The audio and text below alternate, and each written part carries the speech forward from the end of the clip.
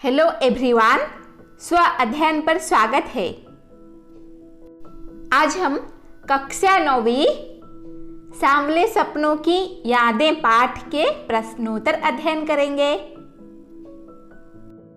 प्रश्न 1, किस घटना ने सलीम अली के जीवन की दिशा को बदल दिया? उत्तर, एक बार बचपन में सलीम अली की एयरगन से एक गौरैया घायल होकर गिर पड़ी। इस घटना ने सलीम अली के जीवन की दिशा को बदल दिया। वे गौरैया की देखभाल, सुरक्षा और खोजबीन में जुट गए। उसके बाद उनकी रुचि पूरे पक्षी संसार की ओर मुड़ गई और वे पक्षी प्रेमी बन गए।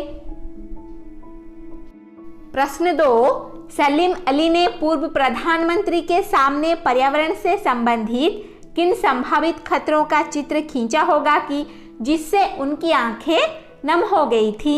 उत्तर देखेंगे।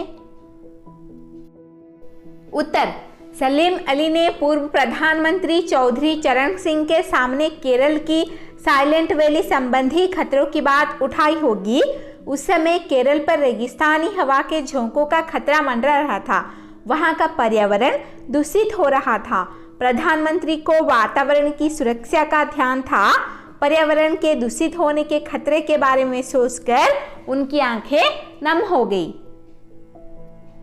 प्रश्न 3, लॉरेंस की पत्नी फ्रीदा ने ऐसा क्यों कहा होगा कि मेरी छत पर बैठने वाली गौरैया लॉरेंस के बारे में ढेर सारी बातें जानती है? उत्तर, लॉरेंस का व्यक्तित्व बिल्कुल साधारण तथा इतना खुला खुला सा था कि उनके बारे में किसी से कुछ छिपा नहीं था। इसीलिए फ्रीडा कहती है कि लॉरेंस के बारे में एक गौरैया भी ढेर सारी बातें बता सकती है। प्रश्न 4, आशय स्पष्ट कीजिए।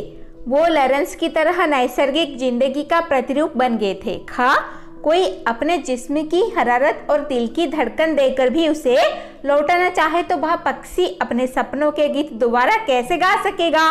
ग, सलीम अली प्रकृति की दुनिया में एक टापू बनने की बजाय अथाह सागर बनकर उभरे थे। उत्तर देखेंगे। उत्तर, लॉरेंस का जीवन बहुत सीधा साधा था। प्रकृति के प्रति उनके मन में जिज्ञासा थी।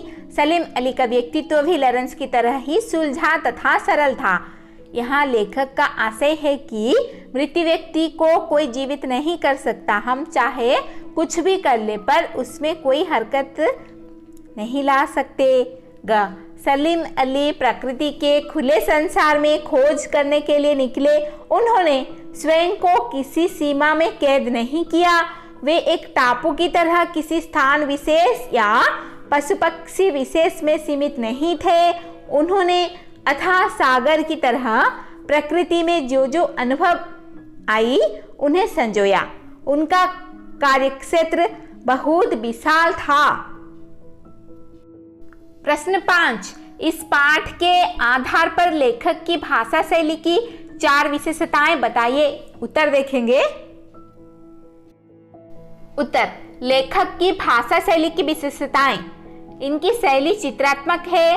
पाठ को पढ़ते हुए इसकी घटनाओं का चित्र उभर कर हमारे सामने आता है। लेखक ने भाषा में हिंदी के साथ साथ कहीं कहीं उर्दू तथा कहीं कहीं अंग्रेजी के शब्दों का प्रयोग भी किया है। इनकी भाषा अत्यंत सरल तथा सहज है। अपने मनोभावों को प्रस्तुत करने के लिए लेखक ने अभिव्यक्ति शैली का सहारा लिया है। प्रश्न 6, इस पाठ में लेखक ने सलीम अली के व्यक्तित्व का जो चित्र खींचा है उसे अपने शब्दों में लिखिए। उत्तर देखेंगे। उत्तर, सलीम अली अनन्य प्रकृति प्रेमी थे। प्रकृति तथा पक्षियों के प्रति उनके मन में कभी न खत्म होने वाली जिज्ञासा थी। लेखक के शब्दों में उन जैसा वर्णवच्चर शायद कोई हुआ है। उन्हें दूर आकाश में उड़ते पंछियों की खोज करने का तथा उनकी सुरक्षा के उपाय खोजने का असीम चाव था। वे स्वभाव में परम घुमक्कड़ और यायावर थे। लंबी यात्राओं ने उनके शरीर को कमजोर कर दिया था। व्यवहार में वे सरल, सीधे और भोले इंसान थे। वे बाहरी चकाचौंध और विशिष्टता से दूर थे। प्रश्न 7, सांवले सपनों की याद शीर्षक की सार्थकता पर टिप्पणी कीजिए।